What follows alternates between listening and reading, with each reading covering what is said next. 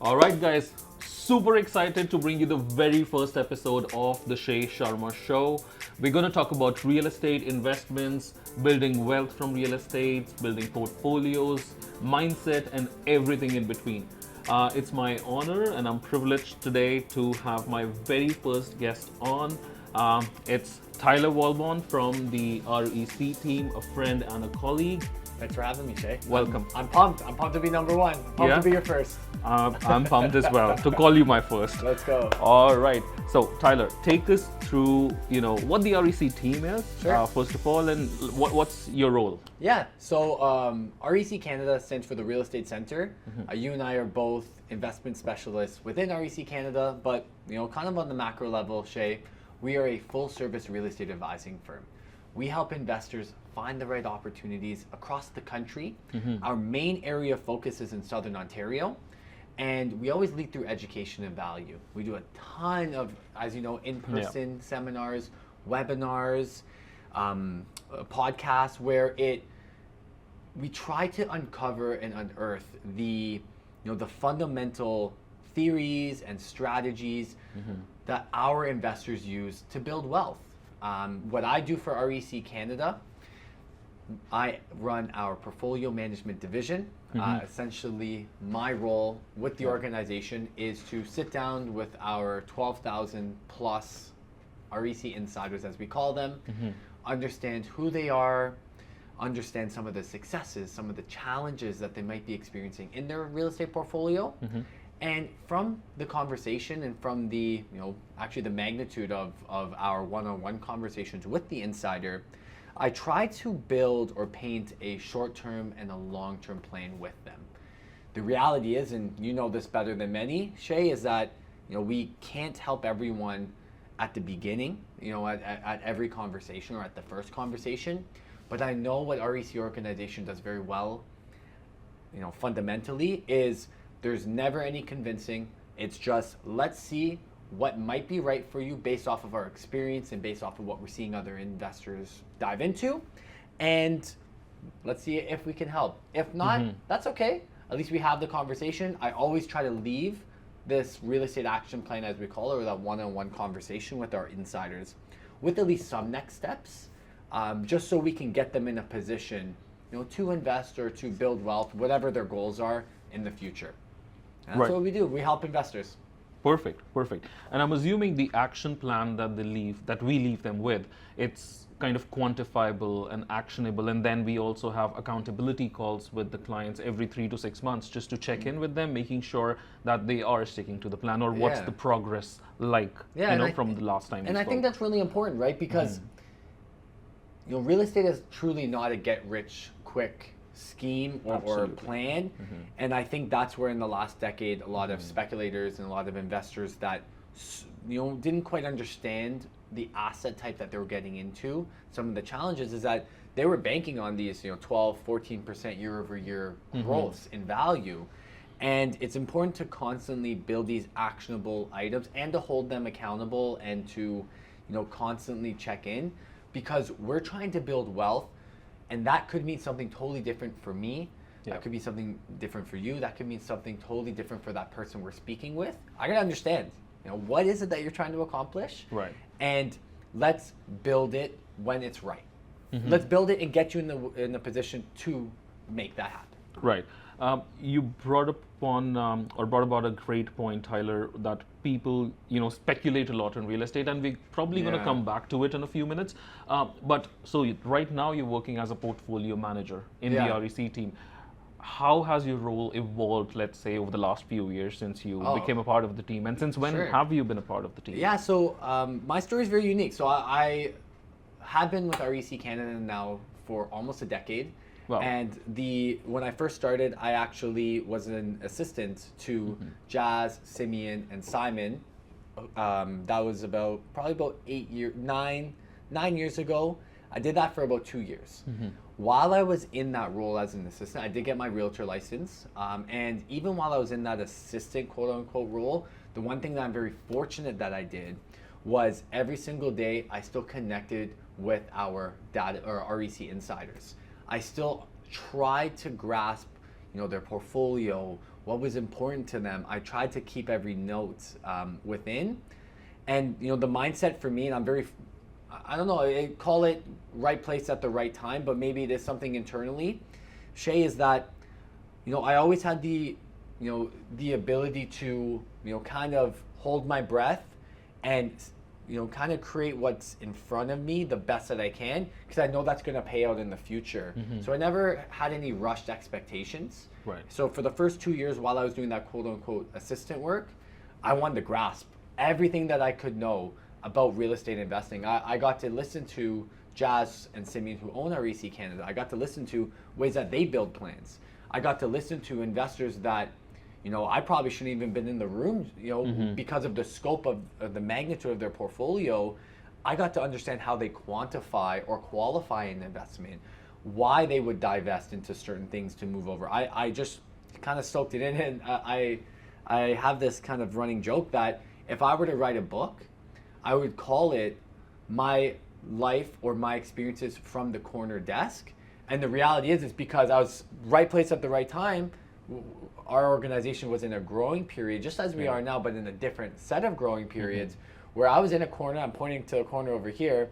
I was in the corner desk in between Jazz and Simeon, and when they just started talking and advising, I just did this. And my mindset was always trust the process there. Right. And then I got my realtor license. I transitioned. I still made those a ton of outbound calls to our insiders while I was doing this, but then I became a buyer agent. And that's fun, right? I got to help investors, boots to the ground, secure opportunities, see opportunities.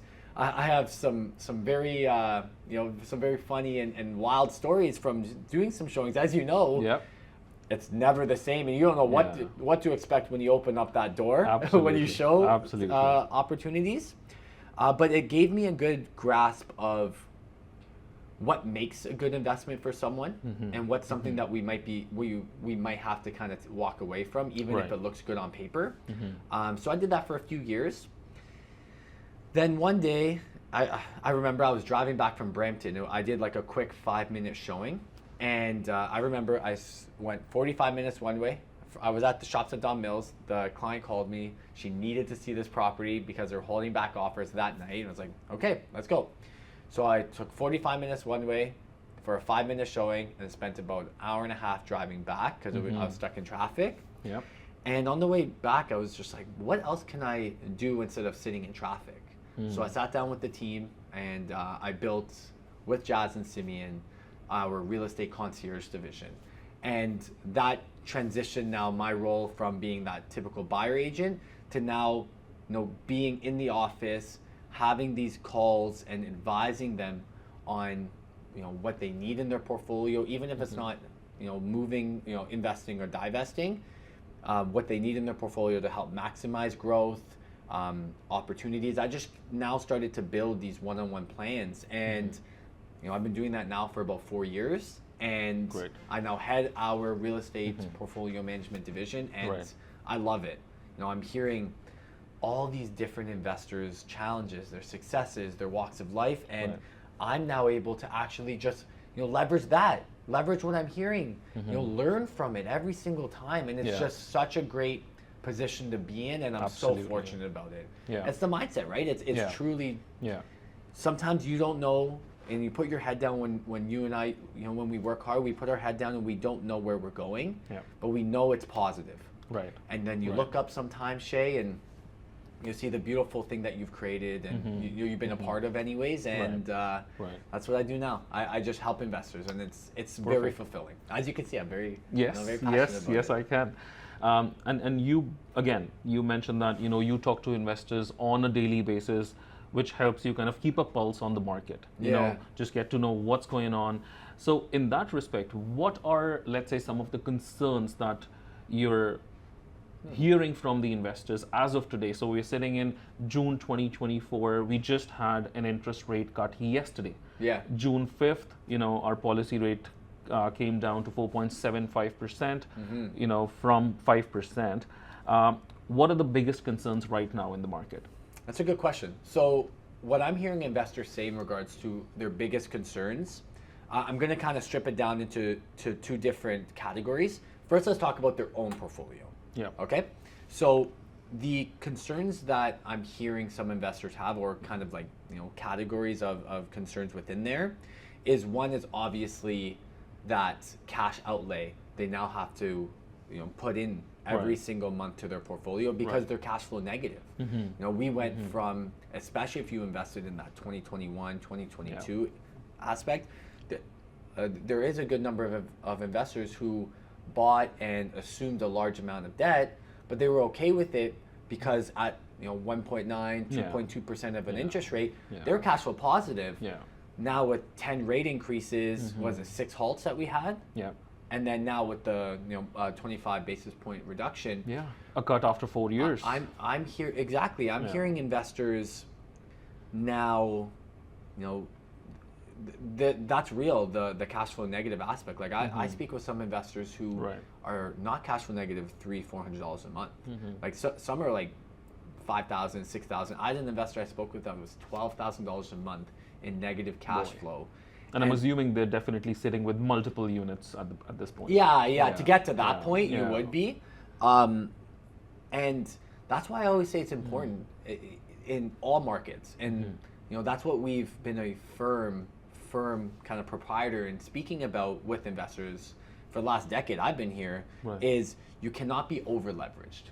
You have to be comfortable with stomaching downturns and turbulence.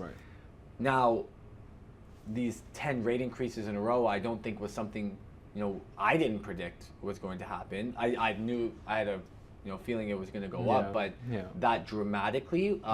So I get it, but that is a big one, is the cash outlay. The other concern I do hear actually is now if we are trying to help them with their negative cash flow standpoint and we take a look at their portfolio, we see a few assets that we might be able to help them sell, to at least help get them out of this turbulence and help them sleep easier at night, divest some is naturally what we're seeing.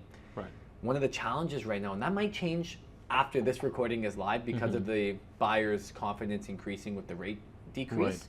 But even for the foreseeable future, I can see what I'm about to say still happen, is that it's taking longer to sell homes that they need to remove in their portfolio, and the risk of default is a lot higher, and it's just getting that stress is there. The other part that I see in the investor's portfolio that we see, and this isn't because of the market, is tenant delinquency, lack of rent payment. And Shay, that is something where all investors, I'm gonna look at the camera when I say this, anyone who is specialized or is trying to get into active investments, you need to consult a property manager or a leasing specialist, someone who understands how to actually screen rental applications, someone who understands how to actually break down and observe some of these red flags, and someone who can actually try their best to create some validity in what the application is for prospective tenants when you're trying to find that tenant. Maybe potentially reach out to my guy Shay right here, who can help you with some of that clarity. And it's very important. And the reason why, Shay, is that we are seeing some tenant delinquencies right now. Cash for keys. You have to go through maybe some potential options there, but there are professional, quote unquote tenants that are abusing this. And absolutely. Everyone talks about rising rents, and everyone's saying, that's gonna be great because that's gonna offset some of your negative cash flow, which is true. But there is a byproduct that happens because of rising rents, and that's an increase of delinquency in the rents. People are having a hard time, investors are having a hard time holding their properties. Tenants are having a hard time paying for their bills as well. And we're just seeing the rise of delinquency, lack of rent payment there. So those are some of the fundamental challenges that I'm hearing investors have in their portfolio if they own. The other one obviously is not being able to be approved because of the higher interest rates. Maybe we could touch on that a little bit later on someone trying to get in. Some of the advice that we can potentially offer. Now on the other side, we just spoke about the portfolio, the individual portfolio. Now there's also macro challenges that people are currently going through or they're speaking about. And I think one of the main ones I'm seeing right now is the lack of confidence in our market. And there's things that I can say that lead someone to maybe reconsider and sometimes get your head out of news that is just trying to be all fear, doom and gloom. But I am hearing that, right? That we've now hit a ceiling in February 2022. We hit a ceiling in regards to prices, and we're never going to be able to reach that price again. I'm hearing that. I'm hearing investors say that nothing makes sense because you can't cash flow. Those are things that I'm hearing, but it's not the reality. The reality is that there's, in every single market, in every single environment, there are good investments, there are bad investments, and there are created investments, created deals. That is true today, that is true 50 years ago, and that will be true 50 years from now. But you have to have direction, and you have to understand what you want to get out of that investment. You have to know what's more important to you. Is it cash flow? Is it that value growth? Is it hands-on management? Do you want to understand how to be handy and to actually do the right things to improve the value of your home yourself? Or do you want something hands-off and that you can focus on your 9 to 5, your family? We have to understand what it is that's important to you, and then we can advise you on what's right and what's not. Do I think that we have to have 4 times more due diligence in the decade to come than we had the decade that we just saw? 100%. Shay, you and I both know that the last decade, investors were doing this. Throwing a dart at that preferably, that map that we see, hitting something, buying, and the values went up 12% that year. And you didn't have to be smart about it, right? Just do anything, invest anywhere, and you'll end up making money. You'll end up looking like a hero a few years down the line. But if I understand correctly, what you're saying is that's not going to happen in the next decade or so. I think that we could see signs of rapid growth year over year in some years, just because of the lack of supply. Developers are holding off their construction and their new supply, and we're going to see those ripple effects actually happen in 2032, 2033 is where I predict kind of we see those like 7-8% year over year growth. But I do always lean when I am having these one-on-one appointments with investors that you can't just rely on passive appreciation right now. We got to fundamentally find markets that make sense. We have to find markets that have transit infrastructure growth or the plans to try to get in early as possible. Shay, values always follow transit. We have to find markets that have a diversity of employment. We do not want to find micro markets that have just one anchored employment sector. Typically, those have very harsh, cyclical, appreciation, depreciation cycles. And we also want to find markets that do have that potential for population growth. That is at least a good way to hedge against market turbulence. That's a way to hedge against interest rates. That's a way to hedge against lack of buyer's confidence. Is at least find areas that have municipal, provincial, federal spending to grow an area, because when you build it, they will come. And that's just kind of what I'm advising, anyways. Great. I think you talked about a few great points. Starting off right from the condos or the investments and the increase in inventory, the negative cash flow essentially. So and I'm seeing the same thing on the ground as well. So what I'm seeing is small investors like you and me, investors in my database, people who are sitting with, let's say, 2 to 5 investment properties at this point, including their primary residence, let's say. Now they're heavily bleeding at the end of every month because of the higher mortgage payments. And what they're thinking is, okay, I'm sitting with 4 condos, let's say. Let me put just one on the market. That's right. That kind of gives me some money, and I'll put that money to the other investments. They'll at least get their 20% they originally put back in most cases, and plus some growth. Exactly. And then, that would reduce the amount that they have to pay, across all the investments on a monthly basis.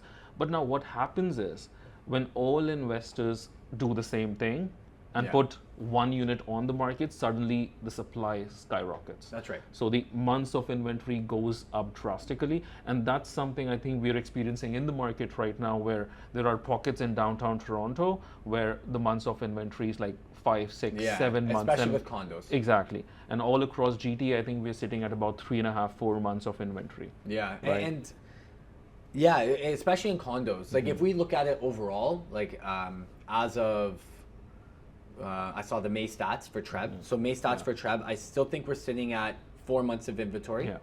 right? Which means that for anyone who's listening that doesn't understand that term, it means that if we do not have any new listings hit the Toronto Real Estate Board and GTA, it will take about 4 months for us to sell the current inventory that is listed, and that's based off of the current volume that we're experiencing in transactions. And that means that we are in a buyer's market. Yeah. And the one thing I can say though is because it's important, okay, I'm gonna preface it first, is Shay, it's important to look at a few statistical pieces instead of just one stat. Yeah. Because if you just look at that, Yeah. you can say it's a buyer's market, right? But that's not true micro market to micro market. Yeah. But you also have to look at average price. You also Yeah. have to look at average days on market. And right now in the GTA, the same thing that showed us that 4 months of inventory, Yeah. we still are seeing transactions. The market isn't Yeah. as dead Yeah. as people like to portray. Yeah. And the number of sales are picking up. The number if of you look sales at the is last picking 2 to up. 3 months, they're picking up. And the average, don't quote me here, but I think we're kind of around that 30 to 40 days Yes. average days on market to sell. Correct. And it's just expectations. There's a very easy way to make your listing at least show better than the other ones that you're competing with. Right. And other than making it look prettier and implementing drone shots, virtual staging, agent open houses, you can do those types Right. of strategies as well. Yeah. Working with different Yeah. investor groups. But if you are realistic with your price, you're okay if you're letting it go a little bit lower just to get it done, to get it sold. Or if you have realistic expectations with your days on market. Right. If you aren't too worried that you didn't get a showing in the first week, because we've spoken to you, the proper advisors let you know that it will Right. take 45 to 60 days with your specific Yeah. unit that you're selling. Yeah. It's let's get out of that day to day thinking and let's think about it at least week to week, and we Right. can adjust accordingly there. And now is where I believe, groups like us are performing the way showcasing groups like REC Canada and others, showcasing how critical it is to work with Yeah. realtors who do have Yeah. the right systems, the right teams, the right value-added divisions. It's so important because we're the ones who are finding the solutions to Right. investors' problems right now. And it's a lot harder to Yeah. sell a home now. Yes, absolutely. And that could change. Especially a condo. Yeah, condos Yeah. are difficult. Yeah. Or, Yeah. condos are more challenging for sure. Yeah. Than your townhouse in Right. Whitby, for example. Right. Yeah. So it's I think I actually have a question for you, boots to the ground. So, because I'm not actively showing properties, with the supply increasing, are you seeing this, and also investors who are people who are selling, Yeah. having to sell in some cases because of distress? Are you seeing the state of the properties typically? Are they a little bit lower? Like are you seeing it less staged? Are you seeing it less polished? Like how are you finding the Well, properties listed today? In some cases, yes. But I guess what's critical for us realtors to do or advise our clients to do is our product needs to look the best. More so now than any time else. Because if the inventory is high, which means let's say there's a building with 500 units, but there are 15 units up for sale right now, all, for example, 2+ dens. Yeah. Now, if your unit does not look better than the rest, or at least can compete with the best ones out there, and you have a realistic price expectation to supplement that, I think, as you mentioned, the days on market Yeah. is high. There's a lot of competition for the sellers out there. There are a lot of options for the buyers out there. So if you're planning to sell a condo right now, it has to look the best. So it has to be staged. The photographs have to be professionally done. The marketing has to be proper and extensive. And that's the only way you'll perhaps sell at a fair market value. Like we need to get wows. Exactly. Every potential buyer needs to say, wow, I just saw 4 in this building. Right. Look at this one. Yeah. But are you seeing homes look more polished now, or are they, are you seeing the state, or is it the same?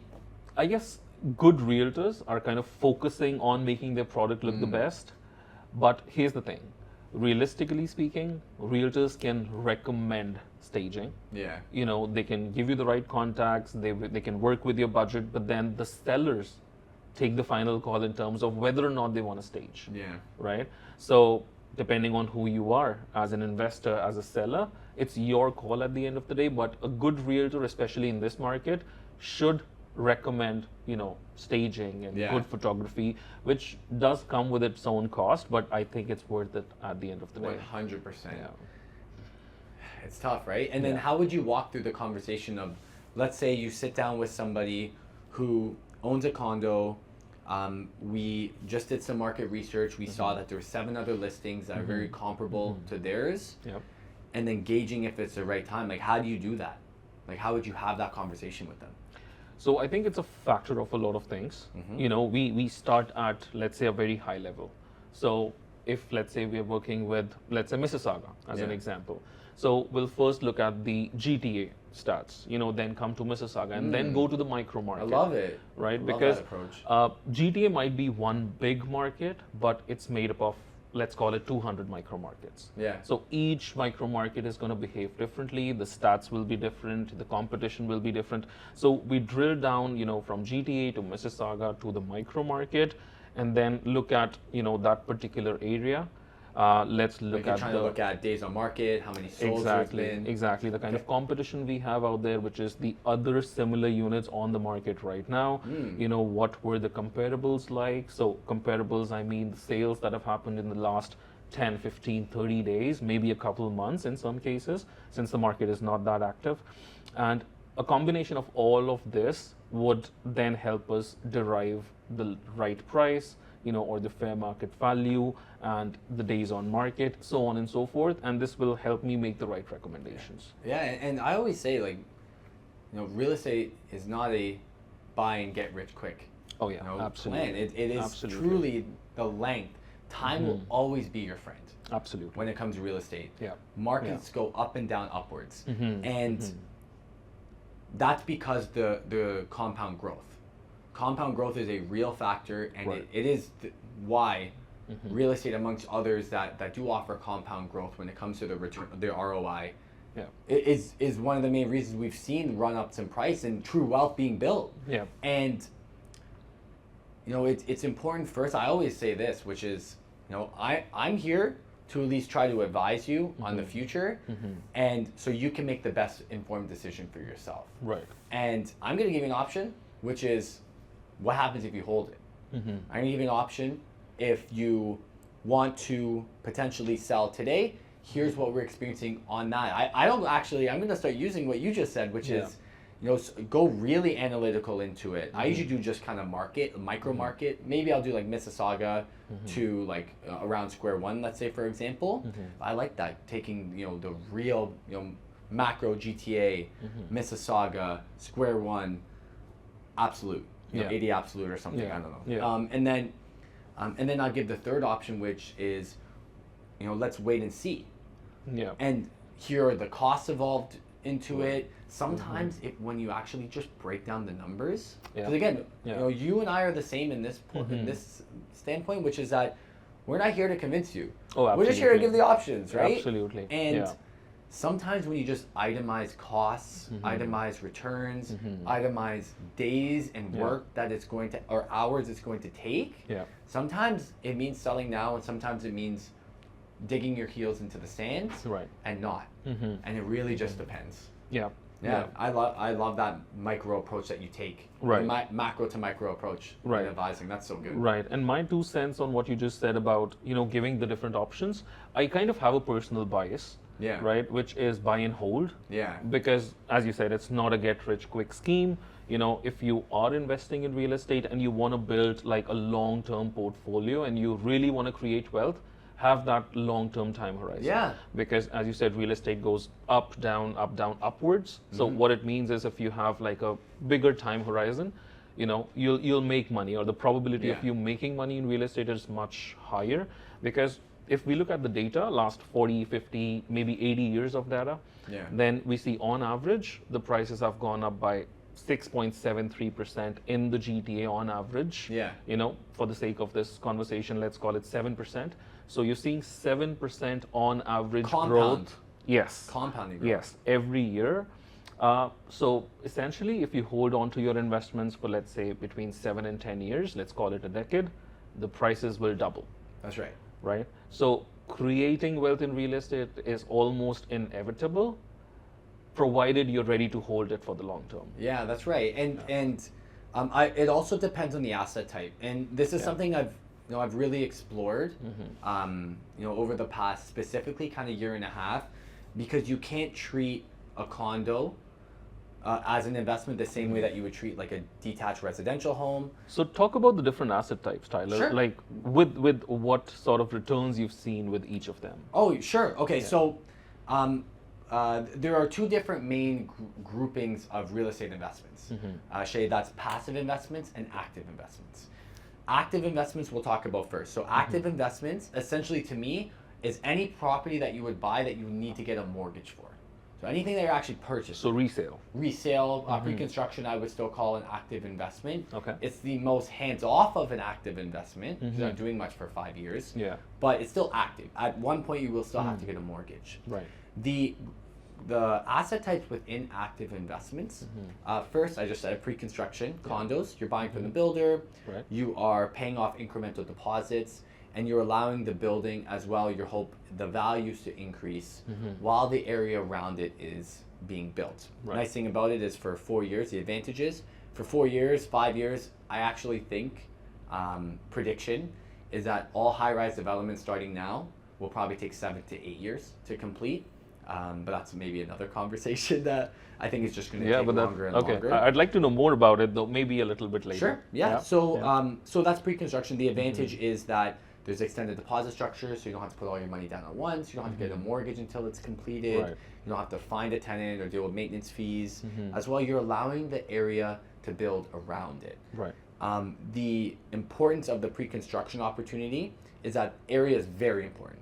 You can't pick up the building and move it somewhere else. Yep. You need to find, as I said before, with the 3 categories, which is transit infrastructure growth, employment diversity, as well as population growth. Right. You need to find areas that offer those, but getting as early as possible.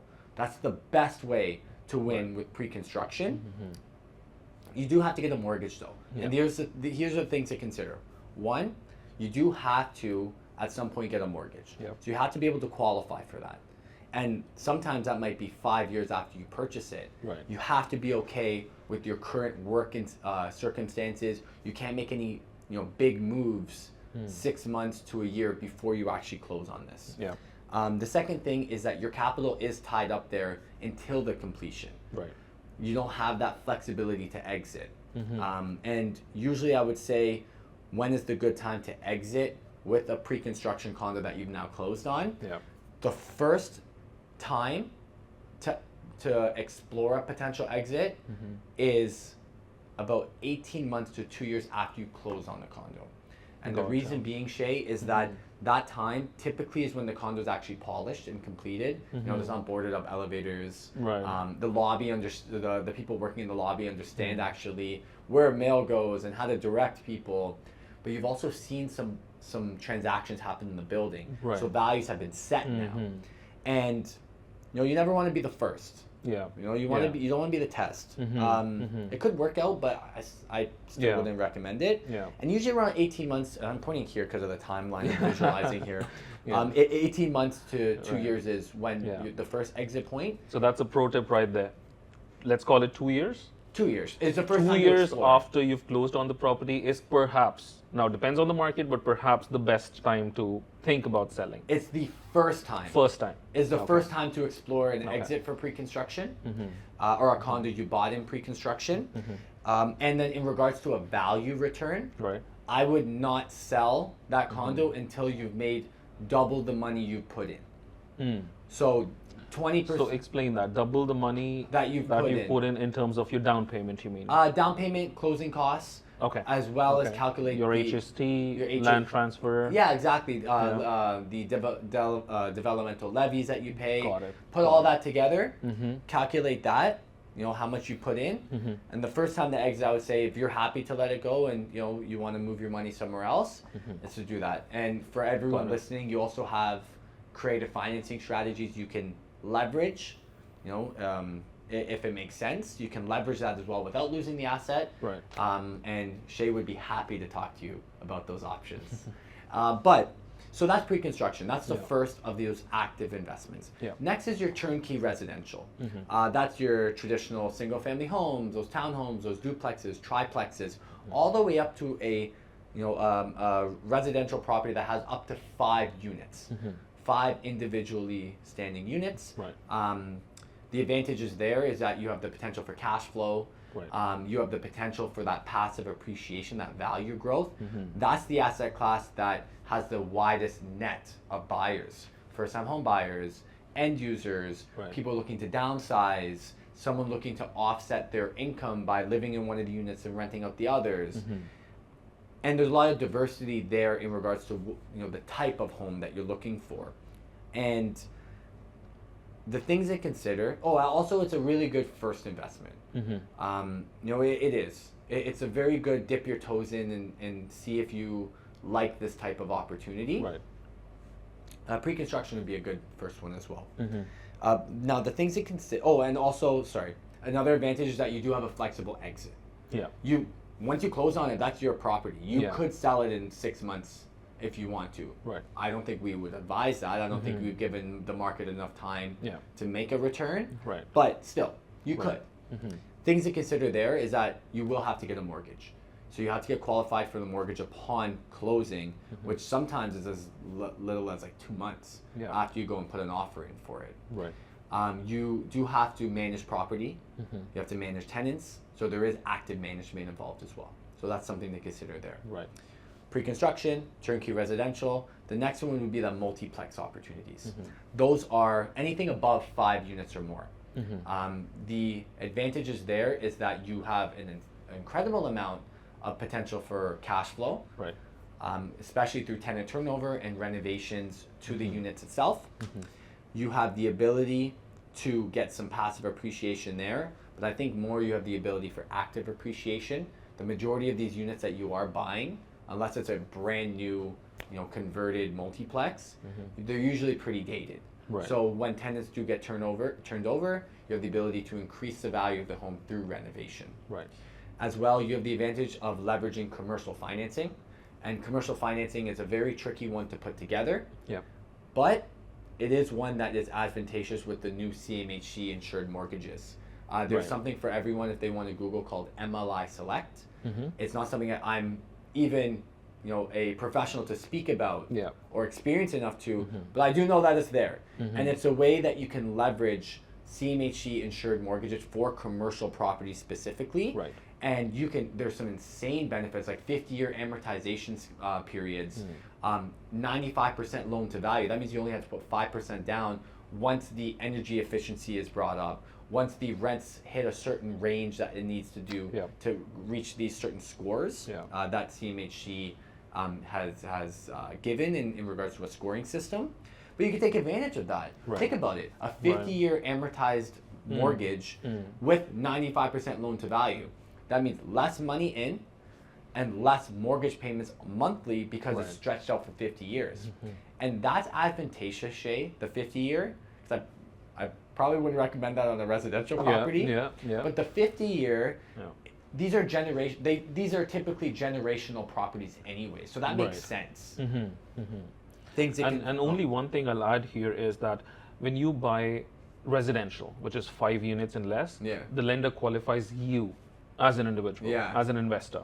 However, when you talk about commercial investments, right? So Yep. 5 and beyond, or starting 6, Yeah. then the bank actually qualifies the asset. So That's it's right. the income generated from the asset that the lender considers, and not your income as an individual investor.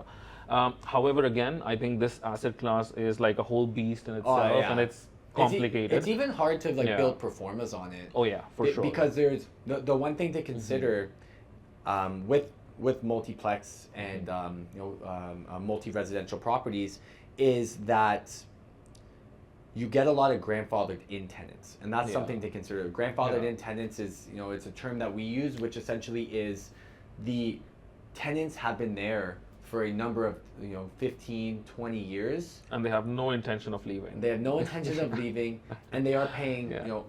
significantly under market value, which does affect your overall ROI. Because with multi-family opportunities, because the pool of buyers is that much smaller, we do, Shay, have to get something more than just passive appreciation on this opportunity. In fact, the lender won't even look at it if it's just cash flow neutral. Yeah, for sure. And then in regards to the mortgage qualification, you're right.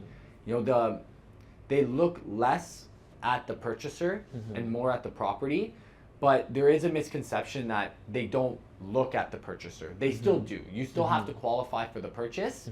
It's just not as heavy as that residential. So it is, that it is harder to build the financing, but it is easier if the property is performing properly. Yeah. It is easier to get it approved. Oh, and as well, another advantage to multifamily are creative financing structureships like vendor takebacks. Yeah. You see that a lot more Right. there. So just for some of our listeners, what is a vendor take back? Yeah, sure. So vendor takeback is a strategy used by sellers, and essentially it's a way to attract a buyer that might not want to get the mortgage, the full purchase price mortgage at that time. So what they would do is they would get a small mortgage on that property, Right. and for the remaining amount, they would be paying the original seller, these prorated amounts to them. And then there's an agreed upon time that they then would refinance the property and then pay the full amount out to the seller.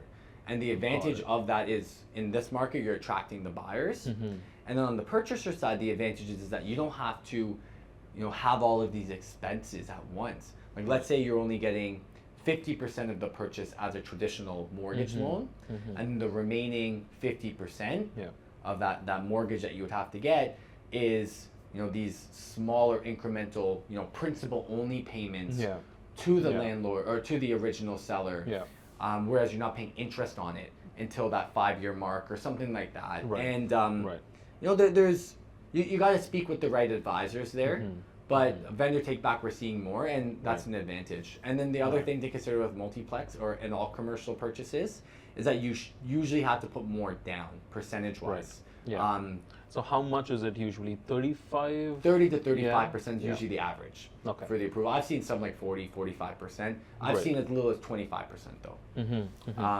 So great. So on the active side That's of investments, then we have, starting off with pre-construction, Yep. then we have resale, and then we have multiplexes, commercial. Yeah, and then real we estate. also have now then commercial properties itself. Right. Where you're going to be buying, industrial. So commercial, you retail mean space. retail Yeah, space. retail, Yeah, business industrial. space. Yeah. You're buying business space, and then your tenants are businesses. Right. And the advantages there is as well as cash flow. Landlords typically have a little bit more control Yeah. in commercial leases. What do you mean by that? The one challenge with residential leases is that once the tenant signs that lease, in Ontario anyways, and British Columbia, they have a lot more power in regards to their the ability for them to live in that home, because it is that's their living, that's their place where they live. You have to go through this lengthy landlord tenant board litigation process, Right. and that could take 6 months. That could take a year sometimes to have Yeah. things resolved. Right. It's not like that on the commercial side. The commercial side is a lot easier, and it leans more towards whatever the agreement says. Okay. So if that tenant business or that commercial business who's renting out that space is late for a month, it's very easy to get them out and to get somebody else in. Got The it. process is a lot Got it. easier, so you have a little bit more control on the landlord side. As well, you are holding an asset that's usually in a bigger space. Right. So you have the ability for these long-term development plays on these commercial properties as well. Got it. And then those are some of the active assets. The one that we haven't touched is one that I like to separate from turnkey residential, which is rehab opportunities. Rehab opportunities is when you're buying a residential home or even a multifamily home that needs work to it immediately. Look at something like, for example, a detached bungalow with an unfinished basement. They would go and finish the basement, add in a unit, and they could either rent out 2 units or they can flip it. Right. And there's a lot of advantages there. But the things to consider is the management aspect of it, as well as the capital outlay. You got to put a lot of your capital down at once. Right. And that includes vacancy, which investors, you don't like to calculate that too often when you're running your pro formas.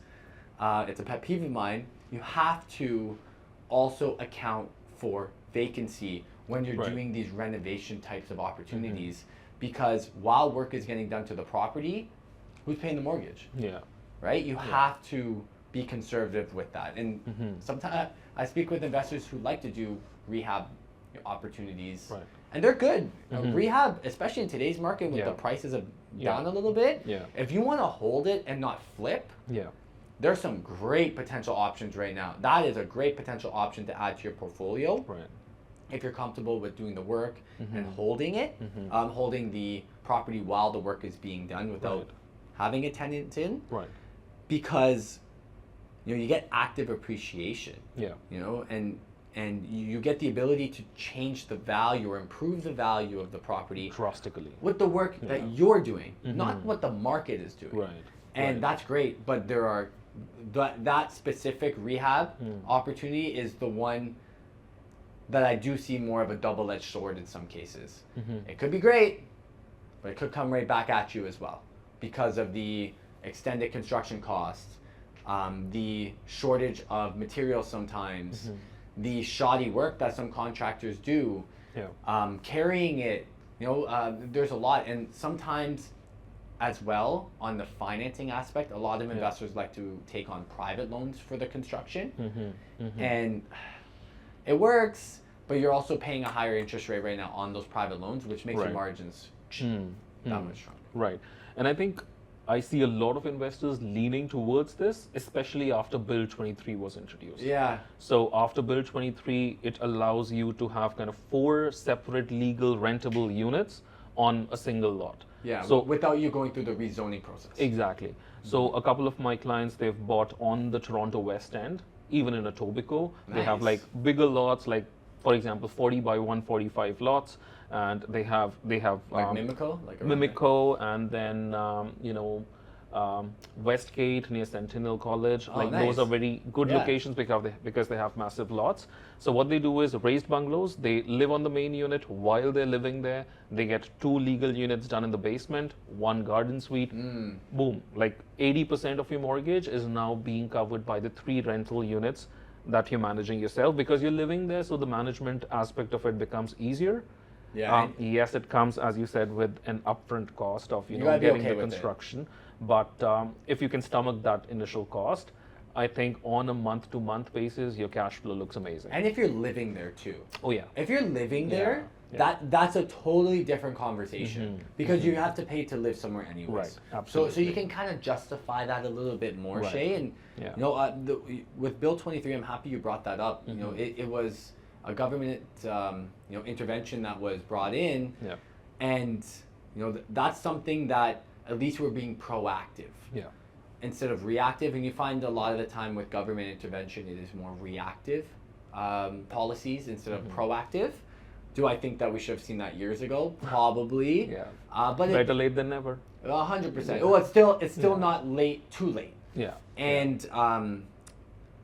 the reason why I think that's really important is what your clients have done is they've changed the fundamental asset type of that property. They went from a single family home to a 4-plex. And I believe, and I'm so happy we're kind of going full circle because I wanted to talk about this when you talked about the real estate values double every 10 years. Yeah. I believe that in the next call it 12, 13 years, that's going to be one of the only realistic opportunities for investors that makes sense. Yeah. And the reason why is, you're right. If we look at a 100-year chart, and I'm going like my late night theories right now, okay? Yeah. Okay, you okay with this? Go all for it. Yeah, your viewers are fine with that? Okay. 100%. So this is... It's the first episode, remember. So we'll find out. We'll find out, We'll you're find right. out. Yeah. So this is what I spend all night thinking about. Just so you know, I think about this. I think about where I think the market's going to go. Yeah. I have a glass of wine. You know, we're getting late night, so it's red wine, and I'm just thinking about it. So if you look at a chart for the last 100 years, real estate values have doubled. You look at the within the year-over-year change. Sometimes it goes down, sometimes it goes up. Yeah. But every 10 years, real estate values have doubled. That means that by the year 2035, let's call it, that we will have doubled what we see today. The average price as of May in the GTA, based off the TREB data, is what, $1.12 million. Yeah. Call it 1.1 million. That means that we think by 2035, the average price will have changed to over $2 million. Yep. And I personally do not think it's going to go there. I do think that we're going to see, you know, these incremental 3 to 5% growth in value. But I think once we reach, this is again a theory that I have, and I actually haven't seen a lot of. I've tried to read and see if anyone's saying this, and I haven't heard anybody say this. No. But I think we're gonna start to see, once we reach the average price of like 1.75 to 1.8 million dollars, I think we're gonna then start to see some lagging, very slow incremental growth. We're going to see, once we reach that point, you know, instead of seeing 5% per year jumps, we're going to see maybe 1% per year increase, 2%, the next year 2% decrease. Then we're going to see a 3% increase, but then we're going to see a 2% decrease. So it's going to be very slow growth, still growing, but still slow growth. And the reason why I think that, before I say my next statement, is, Shay, the pool of buyers who can get approved a $2 million mortgage is significantly lower than buyers who can get a $1 million purchase approved. 100%. Like, we're not talking half. We're talking about significantly less. And that's why I think once we reach that 1.7, 1.8 million is when we're going to start to see some lagging, or very slow incremental increases in value. And I think especially because the wages are not catching up. That's why, though. That's one of the reasons. Unless we see a huge swing in employment, and we start to see the cost of living dramatically increase for the everyday Canadian, which I don't think that's going to happen. So then the question needs to be asked at that point: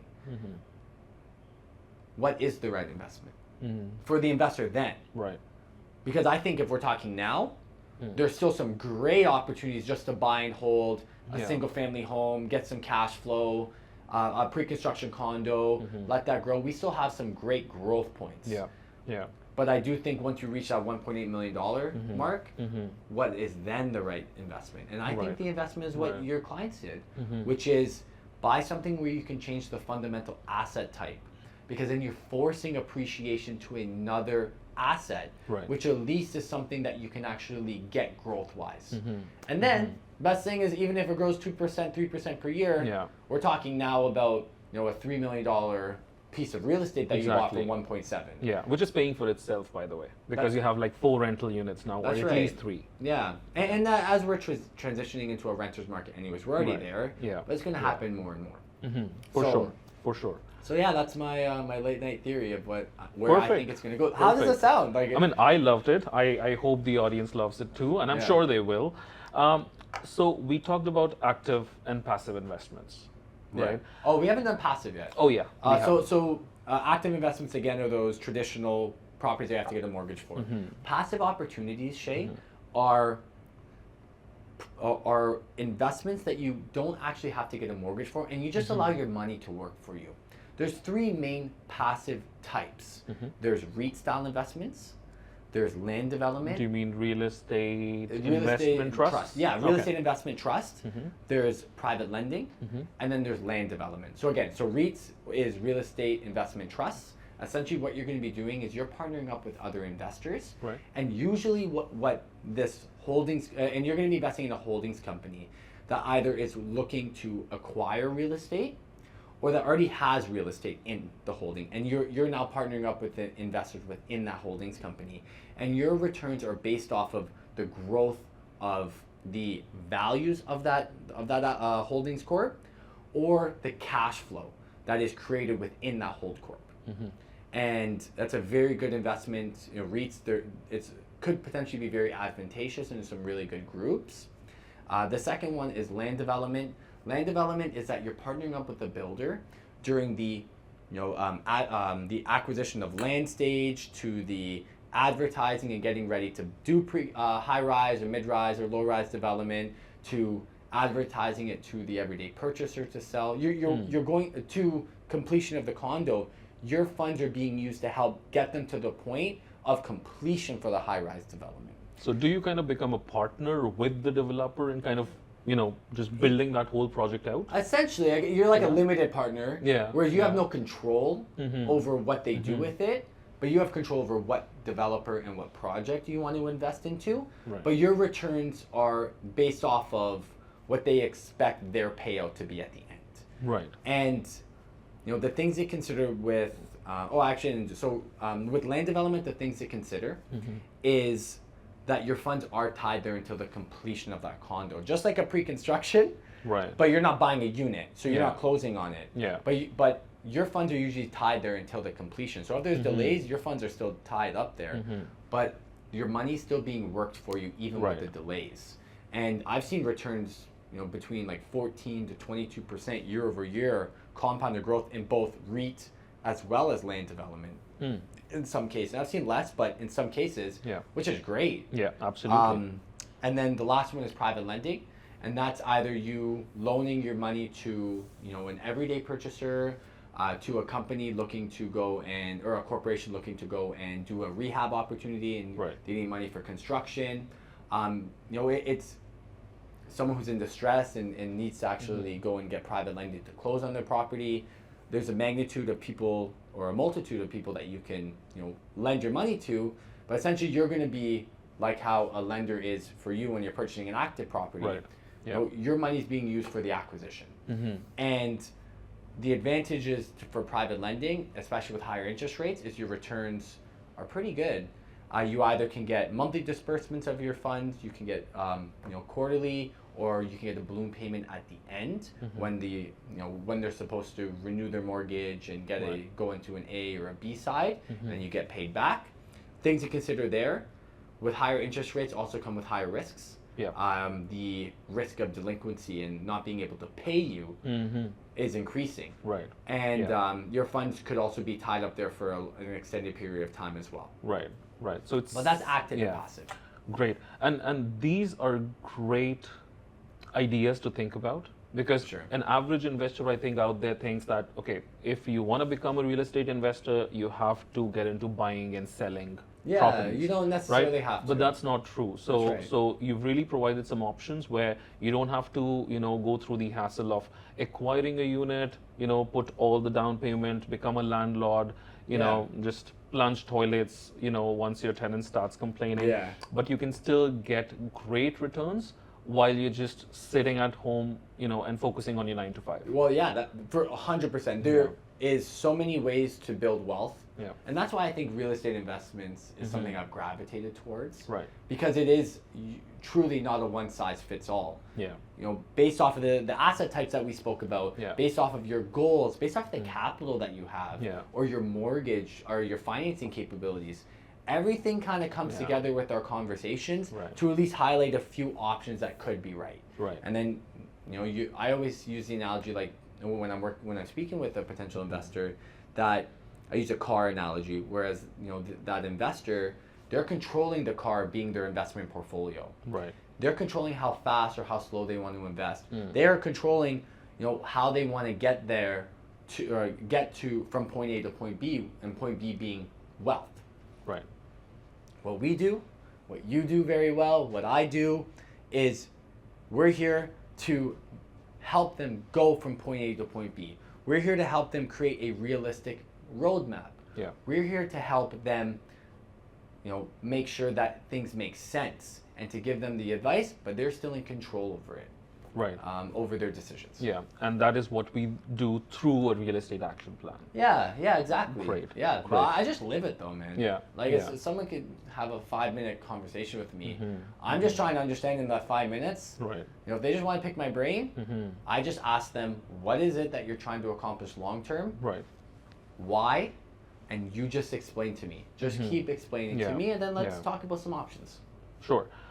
There's also a term out there which is called laddering your investments. Yeah. Like what does that mean? It's new to me as well, to be honest. Yeah, sure. So laddering your investments is not something that's unique to real estate, but it's a strategy that I think all real estate investors should be using when they're planning their real estate portfolio. And essentially what laddering your investment is strategically planning the maturity dates of the mortgage or the maturity dates of their passive investments at staggered times. So they're not all coming at the same time.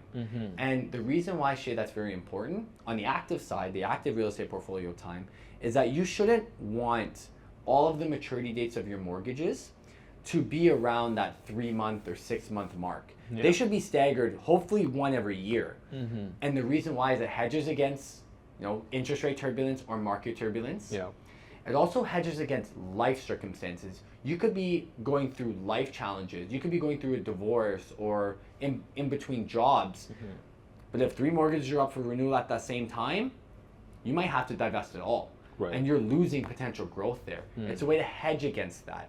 In regards to the passive and active together, it's also a way to shield against tax. It's a tax shielding strategy as well, because you don't want all the money get paid out in the same year. Yeah. You want to stretch your returns so you're not paying all of that in capital gains at the same year.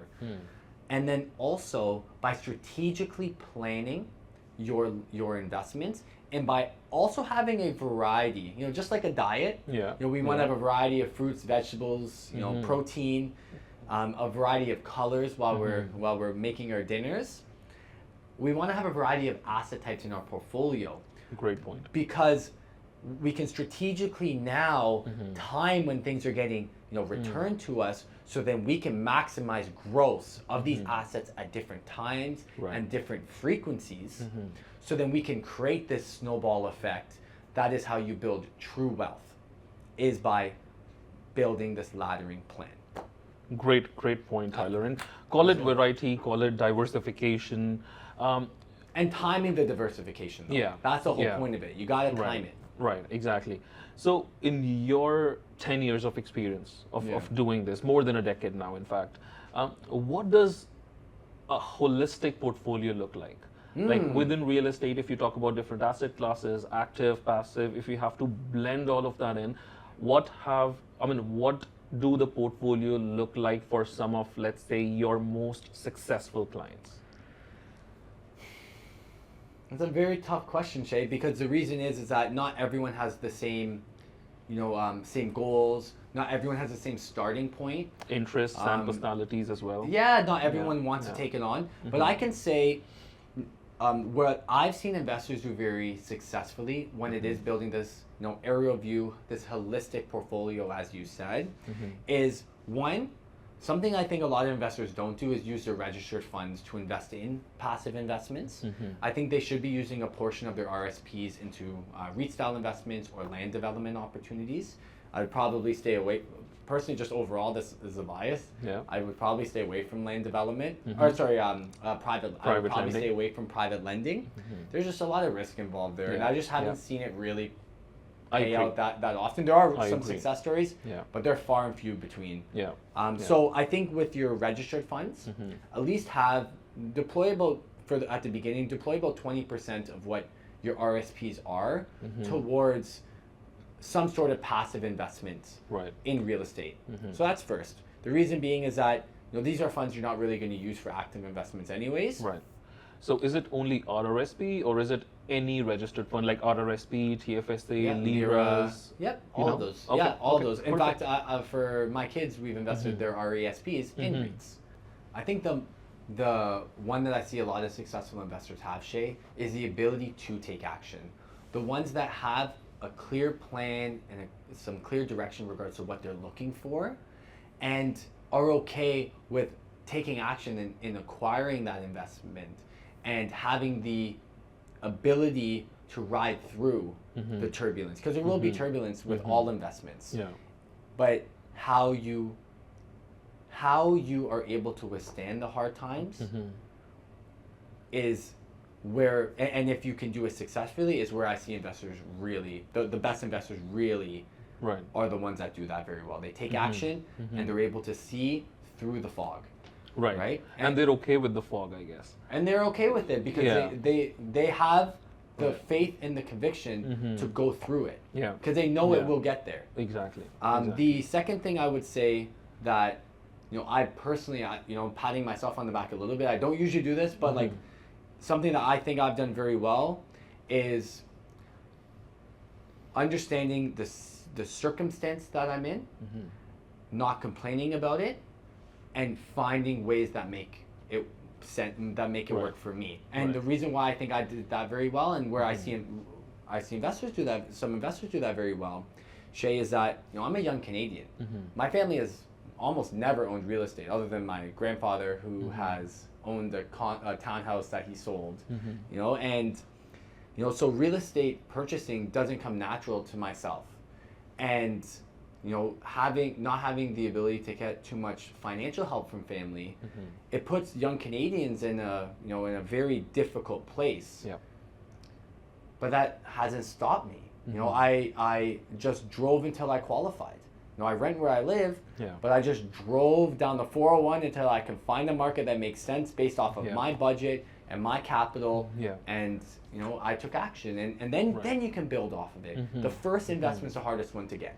Once you get that one, then you're just potentially just you're just adding to. But the first one's the hardest. If you take action and drive until you qualify, you can find that.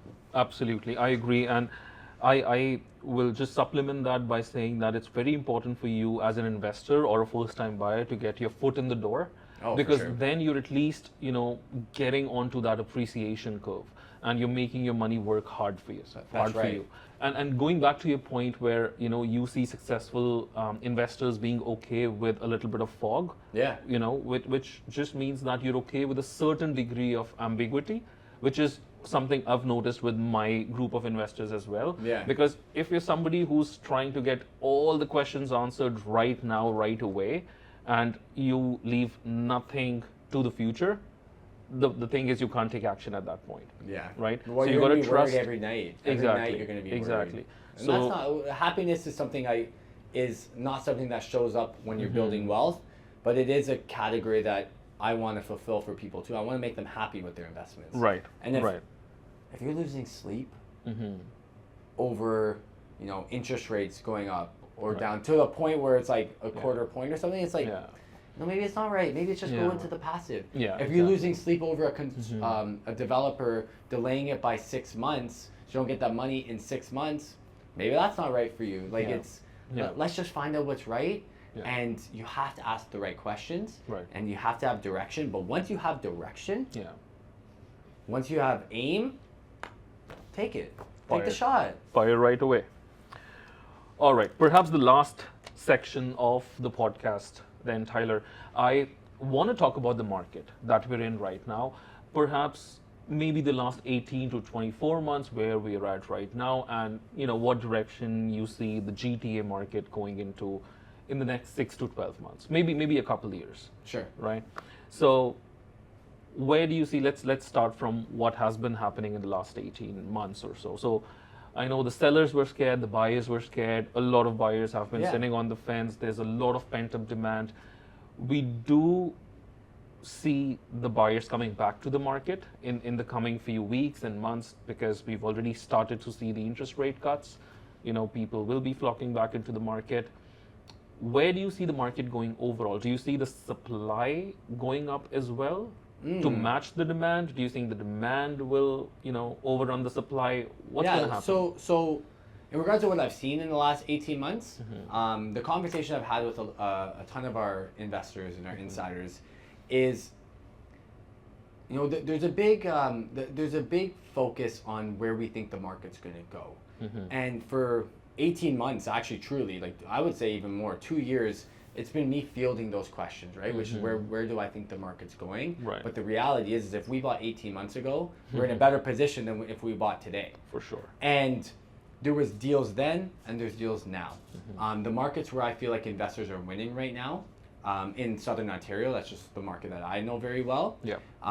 On the resale, traditional residential side, I think markets like Niagara, St. Catharines, Welland, on the west, on the east, maybe like Belleville, Peterborough, maybe Bowmanville, but maybe not because of price point. I think those are great residential markets to explore as of June 2024. Right. Those are areas that have had decrease in prices, increase in rents, and you actually get some pretty good cash flow there. So I think current markets there are that's where I would look into, like secondary, tertiary, transitioning into secondary markets. Those are markets I would look at today, Right. if you're going to buy right now. In regards to where I think the market's going to go, I think it's no one has a crystal ball, and Absolutely. Shay, I produced a piece of content on this before the interest rate discussion, and I shared an article where we have one of the financial advisors in RBC talking about how they expect rates to go down to almost 4%. I have TD talking about how they don't expect any rate increases, and there was CIBC talking about how they expect just a small, slow, dip in rates, and it just shows that nobody fucking knows. Yeah. Nobody knows where it's going. Yeah. We can just guess. Yeah. My guess is that we still are going to see rates probably hover in the next, call it year, in that like 5.5 to 5% range, and I don't think that's going to affect negatively the market. I don't think we're going to see massive reductions in price. We would have seen it already if we haven't seen it now, unless we see a huge uptick in supply, like even more than we see now, or we see a really big rate change upwards. I don't think we're going to see that. We're at a 20 plus year high on rates, and we haven't seen much of a drop in price. Right. I do think that we are going to start to see some more buyers enter into the market now. I think buyers' confidence will be coming back for the foreseeable future. Right.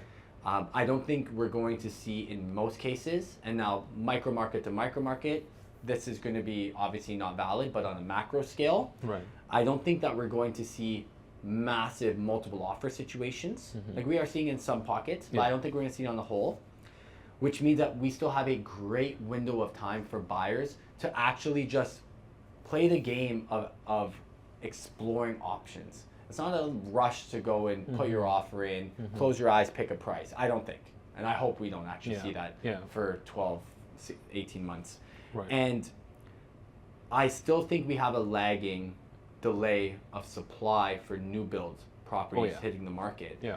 Even starting pre-construction sales.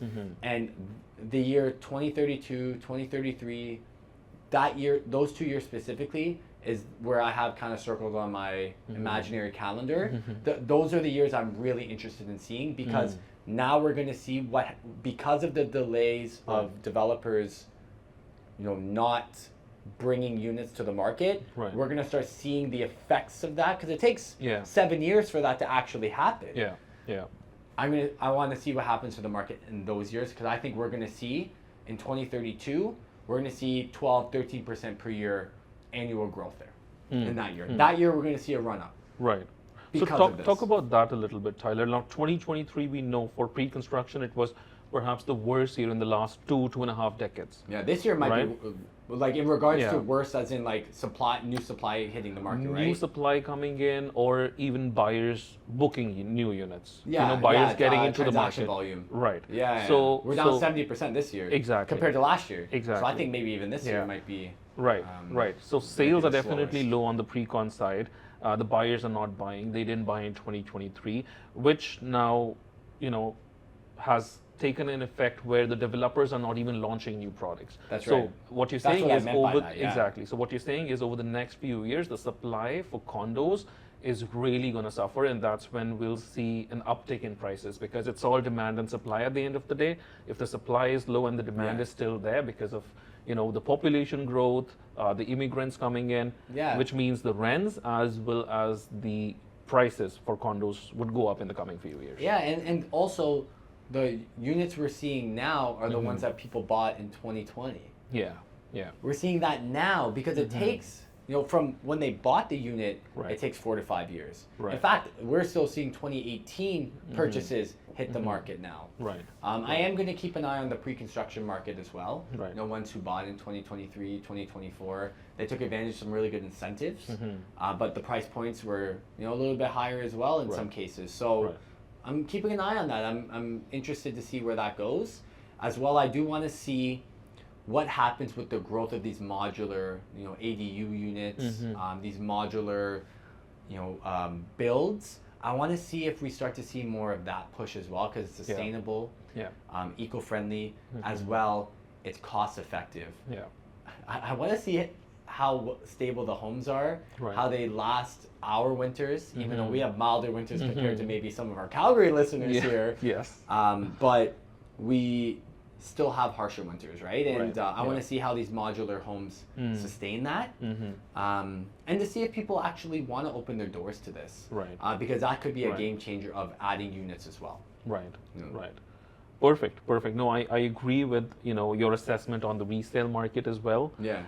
I do see the market going up in terms of both number of sales and the prices. I don't think we'll have a run up. Yeah. But the market will slowly crawl upwards, is what I feel. Yeah. Unless we see like a lending, Mm-hmm. if we see like a huge null change in new buyers entering into the market, we could see maybe some lending changes. Yeah. We can bring back that 35 year, or we could see maybe lenders bringing back 35-year amortization that we have seen in the past. Right.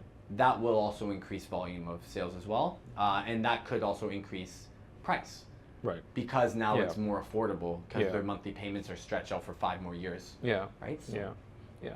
So, which leads me to believe that the government's idea of making it easier for consumers is to increase the amortization period rather than making the homes more affordable. Yeah, Well, that's a That's one way to look at multifaceted it. problem, Yeah. right? Yeah. It's, Yeah.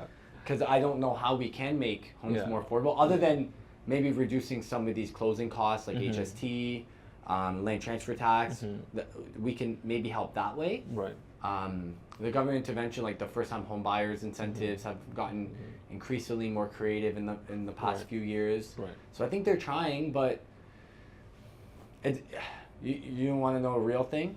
Sure. What I actually truly like, I'm telling everyone what I'm actually truly think, but something that I truly think is, when we open the door of having real estate being an investment, Mm-hmm. we naturally then have to see growth every year. Yeah. Because it's now a business. Right. And then now we do in some cases lose that sheltering aspect of what a home is, but we open that door. We've opened the door to creative financing. Right. We've opened the door for an individual to own multiple properties. So until we see shifts there where it's more restrictive, which I don't think we will, Yeah. but more restrictive, hoops that you have to jump through. I think we just have to play within this, and we have to find what works for us, Yeah. and to invest safely and to not be over leveraged. Don't go and buy that country house 2 hours away from where you work because it's the only home you can get in. Yeah. Rent where you live and go drive to another market and rent that property out. Yeah. So you don't have to completely change your life and then now stick 4 hours a day in traffic. Right. Right. Happiness I gauge. I truly measure happiness when I talk to an investor about their properties that they want to buy or things that they want to sell. That's something I look into as well. Yeah. That's a question that you and I both ask, Yeah. which is, Yeah. how does this investment make you feel right now? Right. Right. It's Absolutely. true, man. It's so true. You gotta look at Absolutely. it. You gotta look at that. Yeah. Thank you so much, Tyler. It was a pleasure, This Shay. was really insightful. Like, you touched upon some great topics, some great ideas. Thank you so much again for being my the very first guest on the Shay Sharma podcast. Thank you so much, guys, for listening in. Really appreciate you tuning in today, and thanks for all the support that you've given us so far. We will look for more of that going forward. Let me know what you want to hear, the kind of guests you need, the kind of topics you want us to cover, and we will make sure we deliver. Thank you.